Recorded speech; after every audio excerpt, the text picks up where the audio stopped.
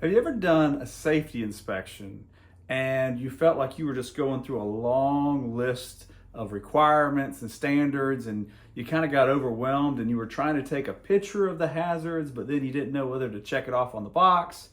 Well, if you've ever done that, I got 3 questions that will help simplify your safety inspections. Let's check it out. Hey, before we get started with the video, I wanted to take a quick time out and tell you how you can download a free OSHA audit checklist. Simply go to my website, Help with OSHA. You can click right there on the homepage and you can download a free OSHA audit checklist. This is the best way to prepare you and your team for an unexpected OSHA inspection. All right, so a while ago, I was doing a safety inspection with a brand new safety manager, and he had never really done a safety inspection. So I was there and I was trying to just kind of walk him through what to look for. And I was thinking about the way I do a safety inspection because I've done it for years, so I kind of know what to look for, but I broke it down into 3 different questions. And so I thought I'd share that with you. It should be pretty quick and easy, and hopefully this will be helpful for you. But whenever you do a safety inspection, when you're walking through a department, the very first question you should ask is, where is someone going to get seriously injured? Now, this might seem like a dark question, but if you're a safety guy or safety gal, this is what you have to do. So you want to look around and just kind of think, where is someone most likely going to get seriously injured? Now, typically this is going to be a fall, or it's going to be do something with machinery, or maybe a powered industrial truck and being hit by something. But where is there going to be a serious injury? So that's the first question. Now, the next question is still serious, but a little bit lighter. Where is there going to be a minor injury? A minor injury. So this is an injury that's going to be something more frequent.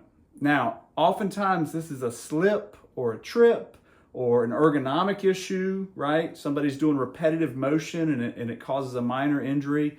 It could be something where they get a hand injury, like a cut, could be a back injury or a strain. So oftentimes this is something that's minor.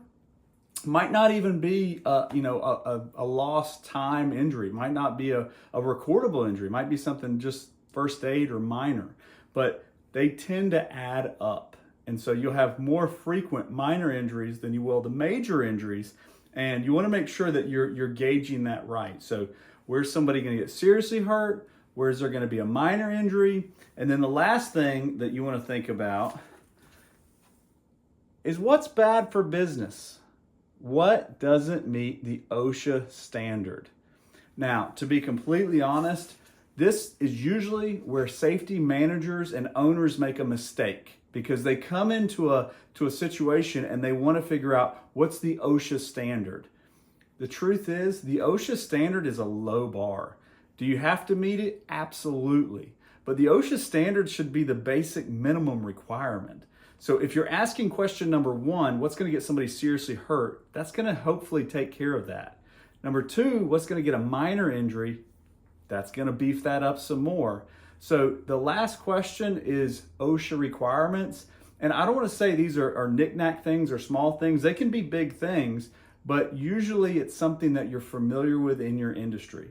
So a general thing would be like, hey, are the fire extinguishers blocked? Are the exits clear?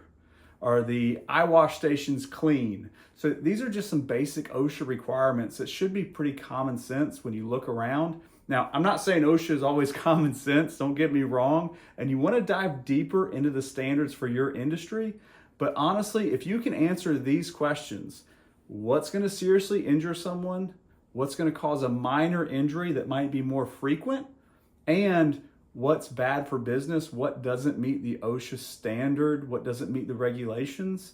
Those are 3 golden questions that you can ask to improve your safety inspections. Now, until we talk again, do everything you can to keep the people you work with safe because no one should get hurt at work.